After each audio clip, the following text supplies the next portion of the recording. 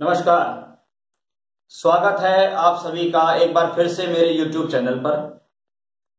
मेरा आज का विषय रहेगा कुंडली के अंदर बुध सभी 12 भावों में किस प्रकार का परिणाम देते हैं। सूर्य, चंद्र और मंगल से संबंधित ग्रहों के बारे में हमने अपने पिछले वीडियो में बताया है। आज हमारा विषय है बुध ग्रह के ऊपर।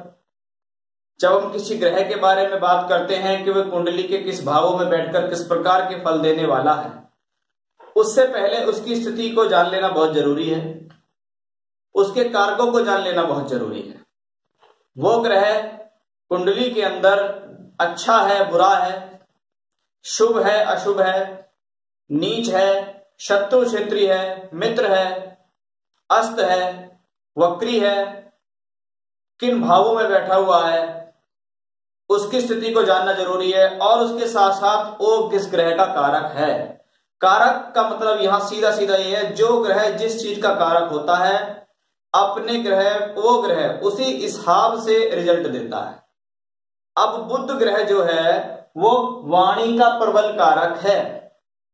यानी वाणी कैसी होगी, वाणी का इस्तेमाल किस प्रकार से किया जाएगा। सौम्य वाणी, कटु वाणी, एक्स्ट्रा स्पोकन हो रहे हैं, कम बोल रहे हैं, ज्यादा बोल रहे हैं, बोल नहीं रहे हैं, बचपन में प्रॉब्लम हो रही है, वाणी से संबंधित कोई दिक्कत हो रही है।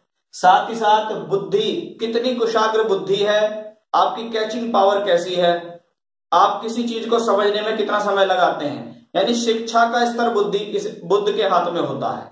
शिक्षा को मेंटेन करने वाला प्लेनेट जो होता है वो बुध है। यानी आप किसी चीज की लॉजिक, तर्क की बात करेंगे तो वो बुध के पास होगा।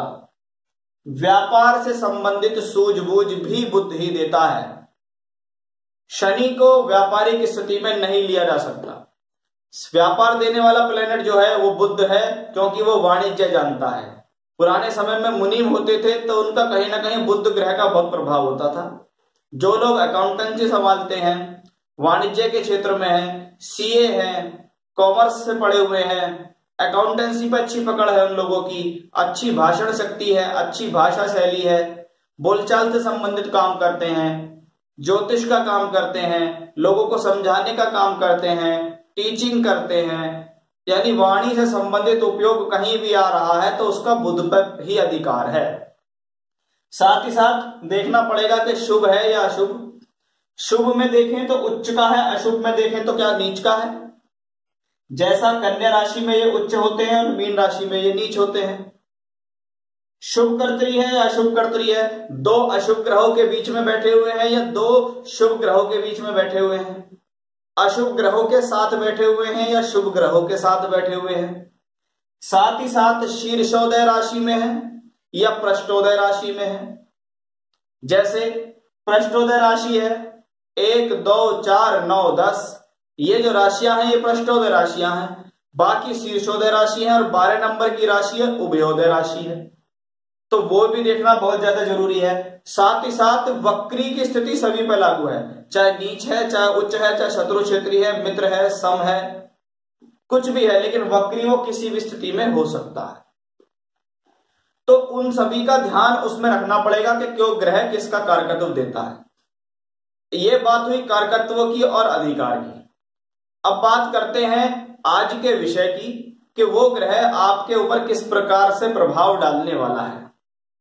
तो मैं अपनी चर्चा को शुरू करने से पहले अगर आप मेरे चैनल पर नए आए हैं तो मेरे चैनल को सब्सक्राइब कर बेल आइकन प्रेस कर दीजिए, क्योंकि ज्योतिष से संबंधित घटनाएं, गोचर से संबंधित जानकारी, कुंडली में ग्रहों से संबंधित स्थितियां मैं समय समय पर आप सभी के सामने लाता रहता हूं। तो शुरू करते हैं हम आज का विषय कि कुंडली में बुध 12 भावों में किस प्रकार का परिणाम देने जा रहा है। तो आइए शुरुआत करते हैं सबसे पहले लग्न से। बुध अगर किसी कुंडली में लग्न में बैठा हुआ हो तो किस प्रकार के परिणाम देता है। बुध के लिए कहा गया है बुध अगर लग्न में हो तो दिग्बली होता है।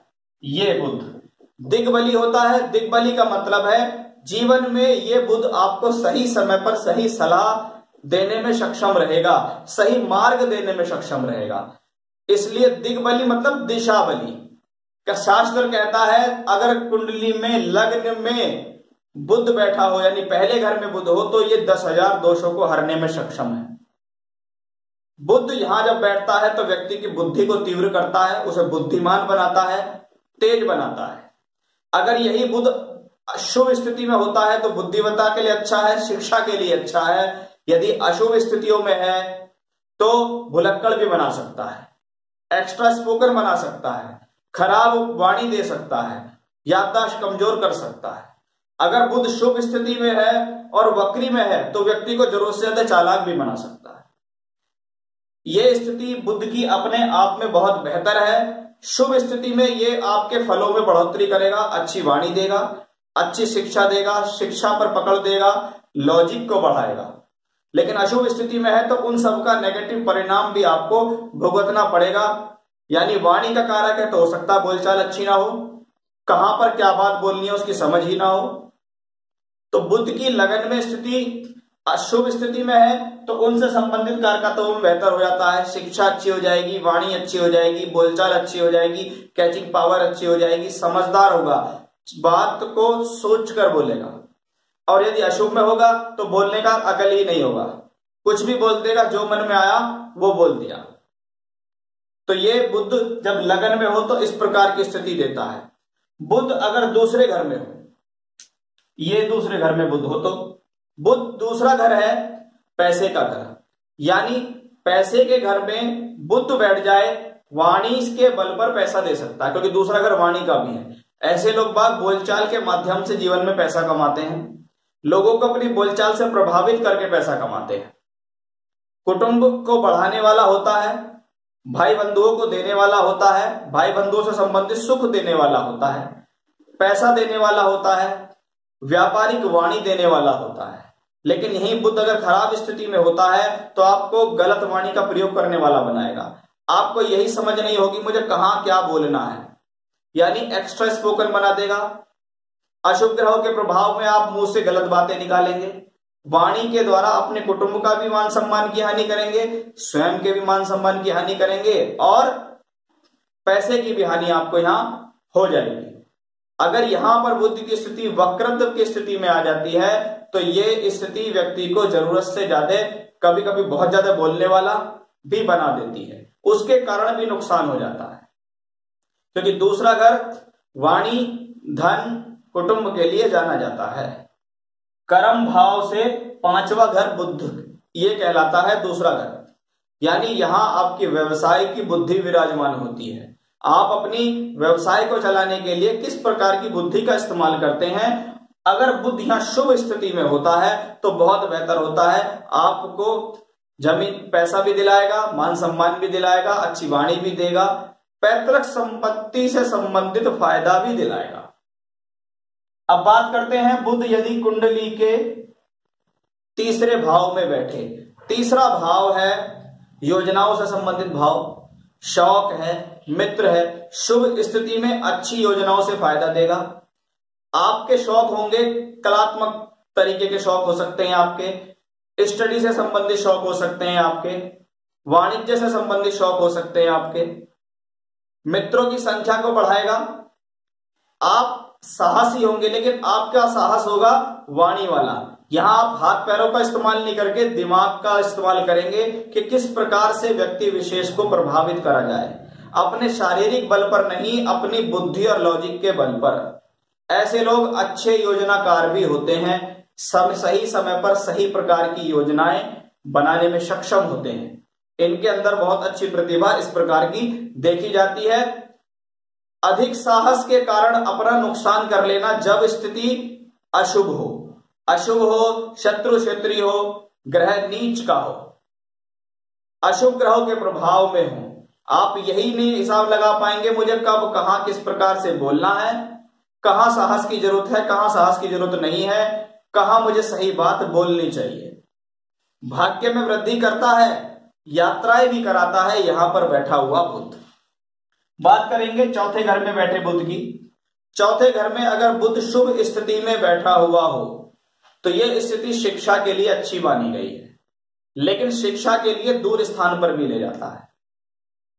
माता का सुख देता है, जमीन जायदाद का सुख भी दे देता है, लेकिन थोड़ा सा अपना घर होते हुए भी अन्य स्थानों पर व्यक्ति को जाना पड़ता है। वो एजुकेशनली जाना पड़ सकता है, प्रोफेशनली जाना पड़ सकता है, क्योंकि ये चौथा घर सुख का स्थान है। वहां पर शिक्षा का कारक बुध ग्रह अगर आता है तो ये आपकी शिक्षा को बेहतर करता है। आप अपनी शिक्षा का इस्तेमाल अपनी प्रोफेशनल लाइफ में करेंगे, यानी जितना आपने पढ़ा है उस पढ़ाई का इस्तेमाल आप कर रहे हैं अपनी प्रोफेशनल लाइफ में। लेकिन बुध अगर यहाँ खराब स्थिति में है, माता के सुख में कमी करेगा, भूमि जमीन जायदाद संबंधी झगड़े झंझट देगा, आपको प्रॉपर्टी के लिए लोन लेना पड़ सकता है, वो लोन आप सही समय पर नहीं चुका पाएंगे, ऋण आपके ऊपर हो जाएगा, जमीन जायदाद संबंधित कोर्ट केस का सामना भी आपको यहां करना पड़ सकता है अगर बुध खराब स्थिति में होता है। बात करें बुध अगर कुंडली के पंचम भाव में बैठे, पंचम का बुध बुद्धि स्थान पर बुद्धि का कारक ग्रह व्यक्ति की बुद्धि को कुशाग्र बनाता है। अगर यहाँ ये वक्र स्थिति में हो, शुभ प्रभाव में हो, तो ऐसा व्यक्ति बहुत ज्यादा चालाक किस्म का होता है, स्वार्थी होता है, धूर्त होता है, कपटी होता है, लेकिन अपना काम निकालने में सर्वसे अग्रसर होता है। ऐसे लोगों से थोड़ा सावधान रहना चाहिए। साथ ही साथ अगर ये पृष्ठोदय राशि के अंदर हो तो ऐसे लोग जीवन में बहुत अच्छा पैसा कमाते हैं, लेकिन कभी किसी के काम नहीं आते हैं। हमेशा अपना स्वार्थ सिद्ध करने में ऐसे लोग लगे रहते हैं। अच्छी कैचिंग पावर होती है, अच्छा लॉजिक इनके पास होता है। अगर यही बुध यहां पर अशुभ स्थिति में हो, पाप प्रभाव में हो, नीच का हो, तो एजुकेशन में नुकसान देता है, बुद्धि को भ्रमित करता है, बुद्धि को भ्रष्ट करता है। आप गलत संगत में चले जाते हैं, अपनी एजुकेशन के टाइम पे आपका जो झुकाव है वो गलत कार्यों में चला जाता है। गलत कार्य, जुआ, सट्टा, लॉटरी, इनमें आप अपना धन लगाकर धन व्यय कर देते हैं।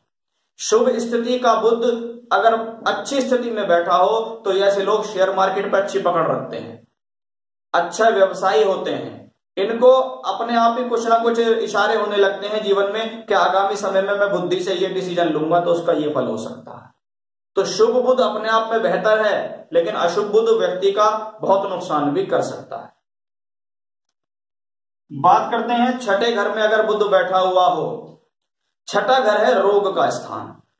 ये स्थिति मामाओं के लिए शुभ नहीं होती, मामा की स्थिति को खराब करने वाली स्थिति है। अगर यहां पर बुध बहुत अधिक शुभ प्रभाव में हो तो व्यक्ति के मामा जीवन में फलेंगे फूलेंगे। अगर अशुभ स्थिति में है तो मामाओं को कष्ट होगा, शुभ स्थिति में है तो रोग से लड़ने की क्षमताएं होंगी, अशुभ स्थिति में है तो आंतों से संबंधित रोग आपको देने में सक्षम होगा। शिक्षा का कारक छठे घर में है, आपको कंपटीशन में विजय दिलाने में सक्षम होगा अगर यहाँ पर ये मजबूत स्थिति में हो। लेकिन अगर मजबूत स्थिति में नहीं है तो एजुकेशनली लॉस भी देगा, प्रतियोगिताओं में विजय भी नहीं हासिल होगी। आप व्यर्थ की मेहनत करेंगे लेकिन आपको कोई सफलता नहीं मिलेगी, यहां आपके एजुकेशन का नुकसान हो जाएगा।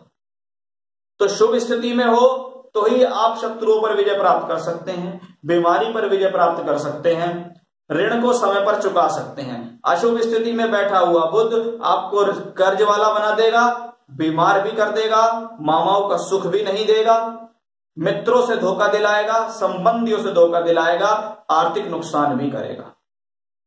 बात करते हैं सप्तम भाव में अगर बुध बैठा हुआ हो। सप्तम भाव पत्नी का, साझेदार का, व्यापार का स्थान होता है। ये स्थिति पत्नी को बुद्धिमान बनाती है, चरित्रवान बनाती है। अगर बुध यहां शुभ स्थिति में है तो पत्नी से पूरा लाभ मिलता है, पत्नी भी पति को सहयोग करने वाली होती है, अच्छा स्वास्थ्य प्रदान करने वाला यहां पे ग्रह होता है। लेकिन अगर बुध खराब स्थिति में यहां बैठा हुआ हो, अशुभ ग्रहों के साथ हो, नीच का हो, पाप कर्तरी योग में बैठा हुआ हो, तो पत्नी को दुराचारणी बना सकता है। आपके स्वयं के कैरेक्टर को भी खराब कर सकता है, पत्नी के कैरेक्टर को भी खराब कर सकता है, साथ ही साथ आपका पैसा डुबा सकता है, साझेदार से संबंधित तकलीफें आपको दे सकता है, वैवाहिक जीवन में प्रॉब्लम दे सकता है, बार बार झगड़े झंझट कराने में भी ये ग्रह सक्षम है, व्यर्थ की यात्राओं से हानि देना भी यहां सक्षम है। बुध अगर कुंडली के अष्टम भाव में हो, अष्टम भाव में अगर बुध स्वयं अपनी राशि का हो, शुभ दृष्ट हो, शुभ स्थिति में हो, तो शास्त्र कहता है ये अकेला ग्रह बहुत अधिक बलवान है धन देने के लिए। ये आपको बहुत अच्छा धन दे सकता है। ऐसे लोग गाने गुनगुनाने का भी शौक रखते हैं, पैतृक संपत्ति का भी इन लोगों को फायदा मिल जाता है, पैसे के लिए बहुत अच्छा है, वाणी के लिए बहुत अच्छा है, वाणी का प्रभाव देने के लिए अच्छा है। अकेला बुध इस प्रकार से सक्षम है। लेकिन यदि बुध शुभ ग्रहों के साथ है तभी ऐसा रिजल्ट देगा। अशुभ ग्रहों के साथ है, पीड़ित है, तो स्नायु तंत्र के रोग दे सकता है, चमड़ी के रोग देगा, स्किन के रोग देगा, याददाश्त कमजोर कर देगा, कहां पर क्या बोलना है पता ही नहीं है, सही समय पर सही ज्ञान नहीं देगा, एक्स्ट्रा स्पोकन करा देगा आपको, पैतृक संपत्ति से संबंधित विवाद करा देगा, अपनी दशा भुक्ति में कर्ज भी दे सकता है, बीमारी दे सकता है, परेशानी दे सकता है, रोग देगा आपको। अगर बुध अशुभ स्थिति में अष्टम भाव में बैठा हुआ हो, पाप स्थिति में हो, किसी शुभ ग्रह की दृष्टि ना हो, तो अपनी दशा में अच्छा खासा बड़ा आर्थिक नुकसान और शारीरिक नुकसान भी संभव है। बात करेंगे बुध अगर कुंडली के नवम भाव में बैठा हुआ हो। नवम भाव हायर एजुकेशन का भाव है। अगर वहां पर यह शुभ स्थिति में है तो यह आपको हायर एजुकेशन कराने में सक्षम होगा, आपको बड़ी उपाधियां दिला सकता है, मान सम्मान दिलाएगा, धार्मिक कार्य कराएगा, भाग्य से संबंधित आपको लाभ देगा। कभी कभी ऐसे लोग अपने पिता के सहयोग से अच्छी और उच्च शिक्षा प्राप्त करते हैं। लेकिन अगर बुध यहां अशुभ स्थिति में हो, आपकी एजुकेशन में आप एंट्री तो कर जाएंगे, हायर एजुकेशन को पूरी नहीं कर पाएगा, उसके कारण आपको लॉस होगा, भाग्य आपका साथ नहीं देगा, धार्मिक कार्यों में आपका मन नहीं लगेगा, पिता से वैचारिक मतभेद करा सकता है, पिता की हेल्थ को भी खराब कर सकता है, यात्राएं देगा, स्थान परिवर्तन देने में सक्षम है, लेकिन बीमारी देने में भी सक्षम है। बुध का इस स्थान पर शुभ स्थिति में होना बहुत जरूरी है, नहीं तो आपको जीवन पर्यंत भाग्य को लेकर कोसना पड़ेगा। बुध व्यापार का कारक है और व्यापार का कारक ग्रह दशम भाव में अगर बैठे शुभ स्थिति में हो तो सही समय पर सही डिसीजन लेकर ऐसा व्यक्ति व्यापार में बहुत अच्छी तरक्की करता है। अच्छी पकड़ होती है उसकी वाणिज्य पे, अपने काम पे, पेपर वर्क पे बहुत अच्छी पकड़ होती है, कौन सा वर्क उसको कब कहां करना है ऐसे लोगों को बहुत अच्छी खासी समझ होती है, व्यापारिक समझ बहुत अच्छी होती है ऐसे लोगों को। यदि बुध की स्थिति शुभ स्थिति में है, अगर बुध यहां खराब है, नीच का है, पाप कर्तरी में है, अशुभ ग्रहों से दृष्ट है, कोई भी शुभ स्थिति नहीं है, तो बुद्धि को भ्रमित करेगा।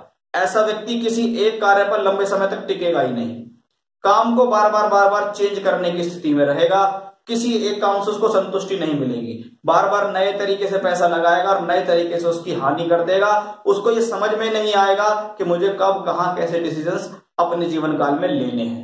तो बुध की ये स्थिति बहुत विचारणीय है, खास तौर पर प्रोफेशन के लिए, क्योंकि अगर किसी को व्यवसाय करना है तो उसके लिए बुध का स्ट्रांग होना बहुत जरूरी है।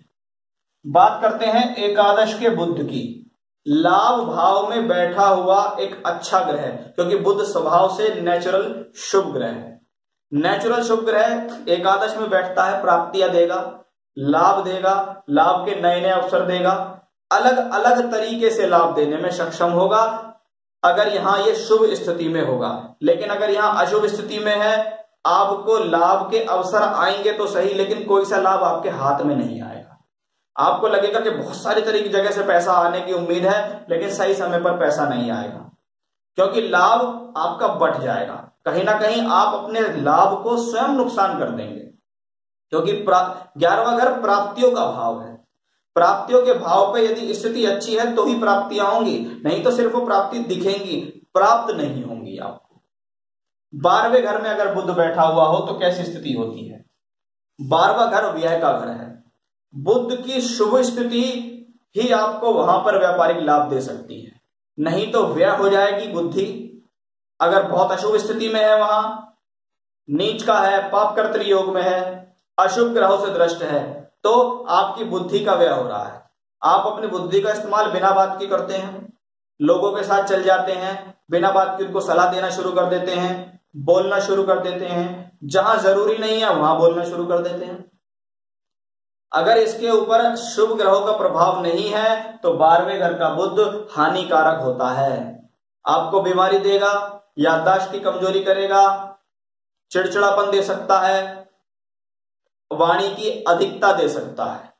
लेकिन अशुभ स्थिति में है अगर तो, शुभ स्थिति में है, बहुत अच्छी स्थिति में है, तो आपको विदेशों से जुड़कर व्यापार भी करा सकता है, बाहर के लोगों से जुड़ाव भी दे सकता है।